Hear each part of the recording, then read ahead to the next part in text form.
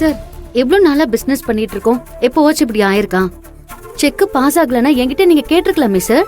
Bank strike வரும்னு எனக்கு எப்படி சார் தெரியும்? நீங்க கொஞ்சம் கன்சிடர் பண்ணுங்க சார். டேய், எனக்கு தேவைப்படுறதுனால தான் கேட்குறேன். எனக்கு இதுல டவுட் இருக்கு. நீ சஜஸ்ட் பண்ணுவேன்னு தான் உனக்கு கால் பண்ணேன். நான் செகண்ட் ஒப்பீனியன் போயே ஆகணும்டா. சார், இது பெரிய ஆர்டர் சார். மெட்டீரியல்ஸ் அனுப்பாம ஹோல்ட் பண்ணிட்டீங்கன்னா வேலையெல்லாம் பாதிக்கும். நான் உங்க பேமெண்ட் வேற எப்படி பண்ண முடியும்னு பாக்குறேன் சார். ஃபர்டிலிட்டி சென்டரோ ஹாஸ்பிட்டலோ கைராசியான டாக்டரா இருக்கணும். ஆமாண்டா.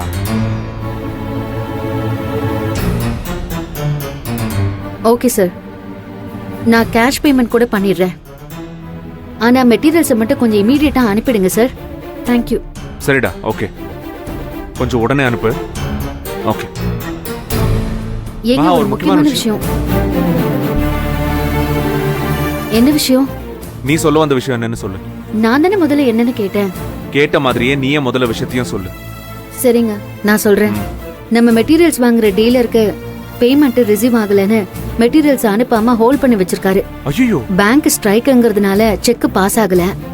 இப்போ இமிடியேட்டா கேஷ் பேமெண்ட் பண்ணிடுறேன், மெட்டீரியல் அனுப்பிடுங்கன்னு சொல்லியிருக்கேன். சரின்னு சொல்லியிருக்காங்க. சரின்னு சொல்லிட்டாங்கல்ல, அப்ப ப்ராப்ளம் சால்வ்டு. டெலிவரி கொடுத்தா தானுங்க எனக்கு நிம்மதியா இருக்கும். டெலிவரி நடந்தா நானும் நிம்மதியா தான் இருப்பேன். என்ன மகா பாக்குற? நம்ம குழந்தைய உன் வயித்துல சுமந்து டெலிவரி ஆகும்ல, அதுதான் சொன்னேன். ஏங்க நடக்காத விஷயத்தை பத்தி திரும்ப திரும்ப பேசுறீங்க? யார் சொன்னா நடக்காதுன்னு? உங்களுக்கு ஏதாவது மெமரி லாஸ் இருக்கா? டாக்டர் கிட்ட போய் டெஸ்ட் எடுத்த ரிப்போர்ட்டே வந்துருச்சு, அதெல்லாம் உங்களுக்கு தெரியும் தானே? அதுல எனக்கு நம்பிக்கை இல்ல. செகண்ட் ஒப்பீனியன் போக போறோம், அதுவும் நாளைக்கு. செகண்ட் ஒப்பீனியனா? ஆமா மகா, பாபு கிட்ட தான் இவ்வளவு நேரம் பேசிட்டு இருக்கேன். அவன் வைஃப்க்கு ட்ரீட்மெண்ட் பண்ண டாக்டர் ரொம்ப கைராசியான டாக்டரா. கிளினிக் அட்ரஸையும் அமைச்சிருக்கான். நாம போறோம். நாளைக்கே வா? ஆமா, நாளைக்கே தான். கார்மெண்ட்ஸ்ல இவ்ளோ பிரச்சனையை வச்சுக்கிட்டு சரி வச்சுக்கிட்டு கொஞ்சமாச்சும் வேலையோட சீரியஸ்னஸ் தெரியுதா உங்களுக்கு? கொஞ்சமாச்சும் லைஃபோட சீரியஸ்னஸ் தெரியுதா உனக்கு? நம்ம நாளைக்கு கார்மெண்ட்ஸ்க்கு தான் போறோம். நாம நாளைக்கு ஹாஸ்பிடலுக்கு தான் போறோம். நானே கார்மெண்ட்ஸ்க்கு போய்க்கிறேன். நானே ஹாஸ்பிடலுக்கும் போய்க்கிறேன். ஐயோ, இவர் மட்டும் ஹாஸ்பிடலுக்கு போனா இவருக்கு தான் குறை இருக்குன்னு தெரிஞ்சிருமே. தெரிஞ்சா தாங்க மாட்டாரே. இவ என்ன பிடிவாதம் பிடிச்சாலும் நாளைக்கே ஹாஸ்பிடலுக்கு கூட்டிட்டு போய் உனக்கு குறை இல்லைன்னு ப்ரூவ் பண்ணுவேன் மகா.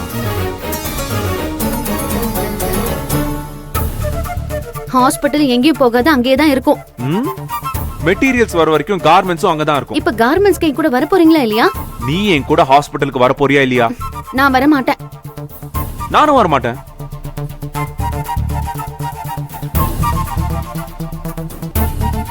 இவர் ஹாஸ்பிடலுக்கு போக கூடாது. என்ன சொல்லி தடுக்கிறது?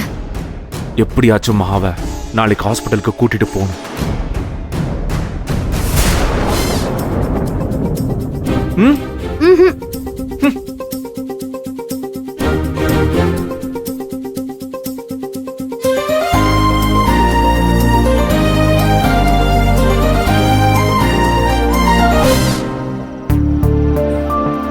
மெசேஜை பார்த்துட்டா இன்னும் ஆளை காணுமே.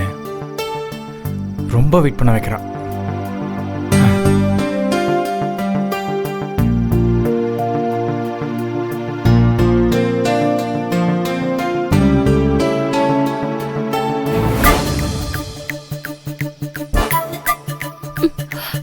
ஹாய், வெளில வா.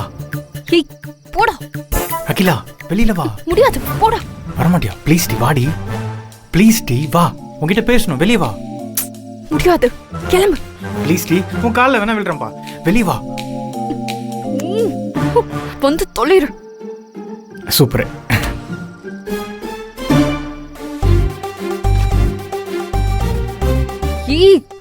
இங்க என்னடா பண்ற?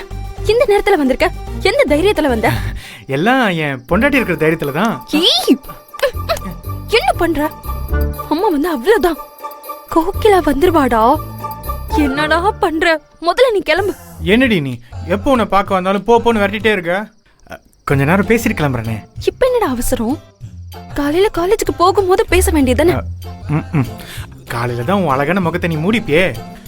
உன் முகத்தை பார்த்து பேசணும் அகிலா. இந்த இருட்டுல நீ முகத்தை பார்த்து பேசணுமா?